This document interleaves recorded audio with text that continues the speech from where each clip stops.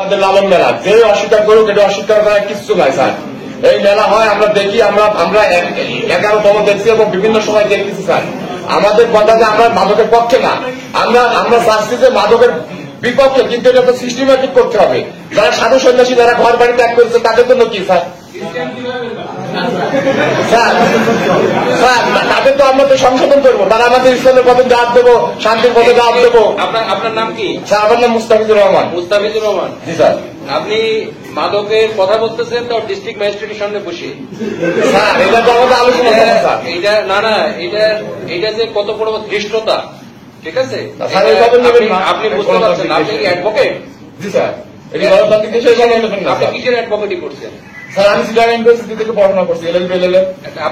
আপনি জানেন না যে ডিস্ট্রিক্ট ম্যাজিস্ট্রেটের সামনে বসে আপনি একটা গুরুতর বিষয় কথা বলতেছেন, একটু সেন্স তো আপনার নাই। এটা এই ওনারা যে পণ্ডিত আমাদের সাধুরা আছেন, ওনারা বারবার বলেছেন এবং ইস্যু আছে যে মাদকের সাথে আমাদের লালন সাহেব যে জীবন আদর্শ, জীবন চরিত, তার সাথে কোনো বিন্দুমাত্র কোনো সম্পর্ক নেই। আপনি সেটার আবার সাফাই গাইতেছেন এখানে বসে বসে। না না, আমি সাফাই না স্যার, আমার ব্যাখ্যাটা আপনি ভুল বুঝতেছেন হয়তো।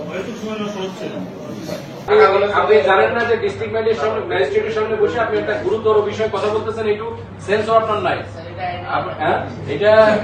এটা এই ওনারা যে পণ্ডিত আমাদের সাধুরা আছেন, ওনারা বারবার বলেছেন এবং ইস্যু আছে যে মাদকের সাথে আমাদের লালন সাহেব যে জীবন আদর্শ, জীবন চরিত, তার সাথে কোনো বিন্দুমাত্র কোনো সম্পর্ক নেই। আপনি সেটার আবার সাফাই গাইতেছেন এখানে বসে বসে। না না, আমি সাফাই না স্যার, আমার ব্যাখ্যাটা আপনি ভুল বুঝতেছেন হয়তো। এই ধরনের কথায় ফার্দার বলুন, কঠিন অ্যাকশন নিব আপনার যে না কেন, ঠিক আছে? আমাকে চিনেন না আপনি?